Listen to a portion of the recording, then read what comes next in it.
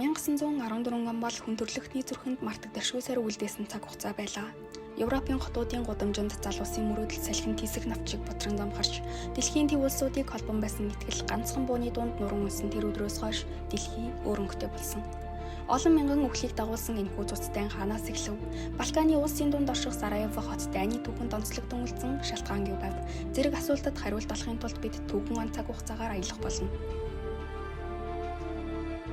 1914 оны зуны 1 нэм гараг. Балканы уулархаг хот Сараево энгийн амгалан өглөөний нар мандаж байлаа. Гэвч түүх тэр өдөр энгийнээр бичигдэхгүй байсныг хэн ч мэдсэнгүй. Австри-Унгарын эзэнт гүрний залхамжлагч Хунтайж Франц Фердинанд эхнэрийн хамт хотын гудамжаар аялан явах мөчөд залуухан боосон серб үнцэрхэг Гаврило Принцип түүхэн урсгалыг өөрчилсөн уран дууга тас хидэл дарлаа.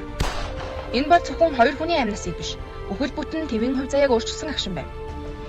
Сараево бол Османы уналт, Австри-Унгарын тэлэлт, Сербийн нэгдлийн хүсэл мөрөөдлөөр огтлсон үндэсний үзэл, эзэнт гүрний ашиг сонирхлын нарийн цангилаа байсан юм. Иймээс тэр аллах бол санамсаргүй явдал биш. Хурцдмал Европын тесрэг бөмбөгийн галыг асаасан оч байсан юм а. Фердинандын амьд тасарсан тэр мөчөөс эхлээд 7 дугаар сарын хямрал гэж нэрлэгдэх дипломат шуурга босож, Австри-Унгар Сербэд хатуу ультиматум өгөв. Серб бүх шаардлагыг хүлээж аваагүй тул 1914 оны 7 дугаар сарын 28-нд дайныг зарласан юм. Харин энэ дан бол зөвхөн хоёр улсын асуудал биш байлаа. Европын нэмслүүд нэг нэгээрээ идэвхжиж, галын дүлмэд цугласан мөргөлдөөн дэлхийг бүхэлд нь хамарсан. Дэлхийн 1-р дайн ихсэн юм. Сараево хотод томоохон фронтын тулдаан өрнөөгүйч энд болсон ганц буруу дуу дэлхийн дайн эхлэх эхний тохиол байлаа.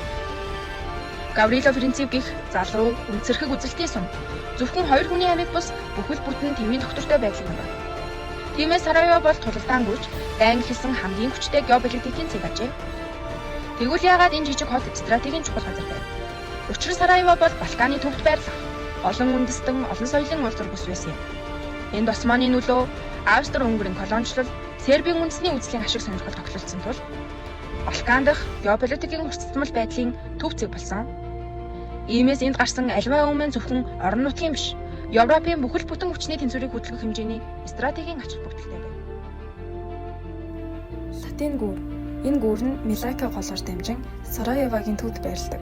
1914 оны 6 дугаар сарын 28-нд Австри-Унгар улсын хаан ширээний залхамжлагч Хунтайж Франц Фердинанд эхнэр Софигийн хамт Сараево хотод айлчлах үеэрээ Латин гүүрийн ойролцоо Боснийн Сербийн өнцөрхөг байгууллага болох Блокхедийн гишүүн Гаврило Принципт бодулан амь алджээ.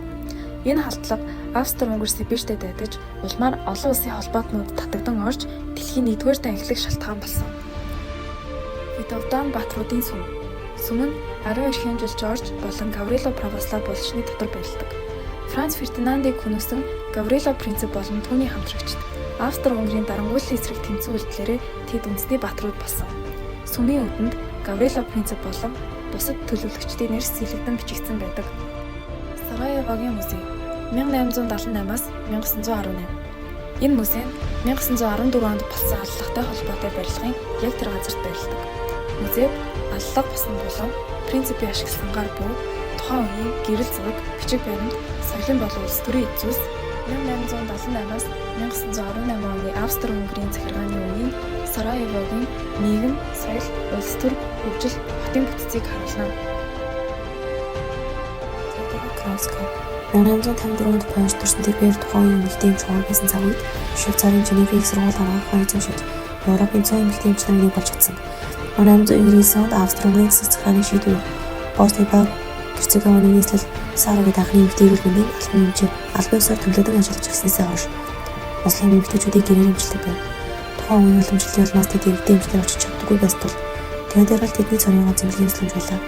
Хамгийн хүнд үед дэлхийн 1-р дайнд Сараево хотод шархтан иргэсний тоо хязгааргүй төгсөж эмнэлгийн коридорууд өдөр шөнөгийн дуу чимээ тасардаггүй байв. Тэр өдрийн тур шимжлэгэнд оролцож шөнө оройд одож огт эмэгтэйчүүд байдалд хяналт тавьж бүс нутгийн вакцинжуулалтын ажлыг зохион байгуулж хотын эрүүл мэндийн тулгуур багны нэг болж байв. Түүний тэмдэглэлүүд Босны муслим эмэгтэйчүүдийн амьдрал, хотын эрүүл ухааны нөхцөл, нийгмийн ялгааг бодитоор дүрслэн түүхэн их сурвалж болон үлджээ. Нас ахын хэрээр хараар модон 1928 онд Сараевог орхиж Варшавад буцсан бөгөөд өөрийн найз зохиолч Зеденка Марковичуд хотод эмчээр ажиллаж байхдаа мэдэрч туулсан туршлага сэтгэл хөдлөлийг цагтлаар илэрхийлэхдээ миний ажил намайг Боснитай холбож амьдрал минь зайлшгүй хэрэгтэй төр урам зориг өгдөг байсан.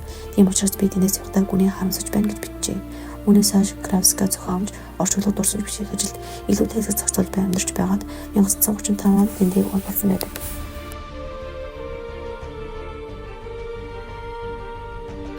Дэлхийн 1-р дайны голцыг болсон Сараевогийн орчин үеийн сургамжууд нь инх тайвны эмзэг байдал, хяналтгүй нөхцөл үзэл болон хатуу холбоо, эслийн аюул, мөн жижиг хямралыг дэлхийн мөргөлдөөн болон хурцлахаас урьдчилан сэргийлэхэд идэвхтэй дипломат ажиллагаа, олон улсын хамтын ажиллагаа, зайлшгүй шаардлагыг онцолж байна. Гол сургамж бол инх тайван үнэтэй бөгөөд байнгын санаатай хүчин чармаа шаарддаг явдал юм. Энэ хайхрамжгүй байдлын үндэс нь сая хүний амь нас, эзэнт гүрнүүдийн сүүл байв. Инх тайван бол дэлхийн байгалийн төлөв байдал биш, харин үндэстнүүд харилцан үндэтгэх дипломат ажиллагаа, хүчрхэг олон улсын байгууллагууд хөрөнгө оруулахыг шаарддаг зохиомжлоор бий болгосон зүйл юм.